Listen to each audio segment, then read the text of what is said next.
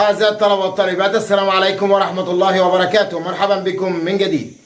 لو أول مرة تشوفنا وعجبك الفيديو يا ريت تعمل لايك، ولو مش مشترك في القناة اعمل سبسكرايب واشترك حالا وفعل الجرس علشان يوصلك كل ما هو جديد وحصري، ولو عملت شير يبقى فيك الخير. 3, 2, 1. أعزائي الطلبة والطالبات، مرحبا بكم في درس جديد من دروس النهاردة، مكملين سلسلة الصوتيات. والنهاردة إن شاء الله نتكلم عن الواي. حرف الواي بيتنطق في بداية الكلمة زي اليه. زي yesterday, yes, young.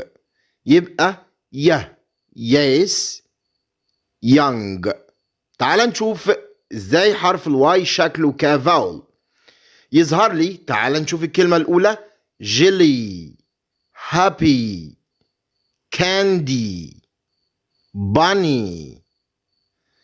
تعال نشوفه أطول: فلاي، سباي، كراي، سكاي.